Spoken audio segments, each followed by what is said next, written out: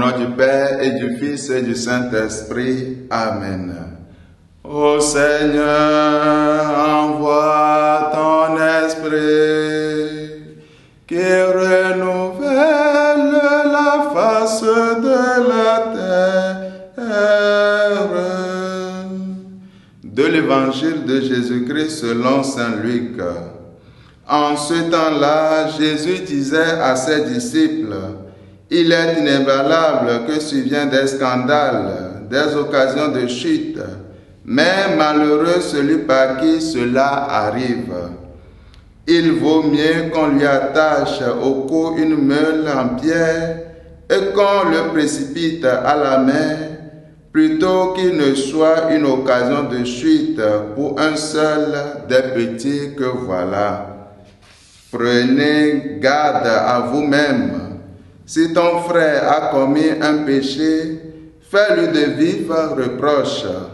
Et s'il se repent, pardonne-lui. Même si 7 fois par jour il commet un péché contre toi, et 7 fois de suite il revienne à toi en disant: je me repens, tu lui pardonneras. Les apôtres dirent au Seigneur: augmente en nous la foi. Le Seigneur répondit: si vous aviez de la foi gros comme une graine de moutarde, vous auriez dit à l'arbre que voici: déracine-toi et va te planter dans la mer, et il vous aurait obéi. Acclamons la parole de Dieu. Louange à toi, Seigneur Jésus.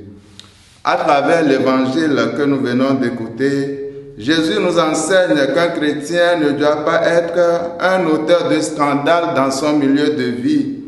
Autrement dit, un chrétien est appelé à être un modèle, un homme vertueux. Ces vertus ne sont rien d'autre que les commandements de Dieu qui se résument dans le nouveau commandement donné par Jésus. Aimer Dieu et aimer son prochain comme soi-même. Ainsi, le chrétien qui accepte ce commandement peut aider ses frères et sœurs à se corriger, mais aussi pourra pardonner à son prochain. En le faisant ainsi, il répand l'amour du Christ.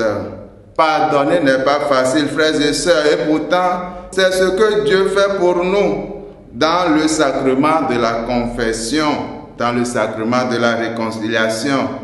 Alors demandons au Seigneur au cours de cette journée de nous donner la grâce de la foi afin de pardonner à ceux qui nous font de mal.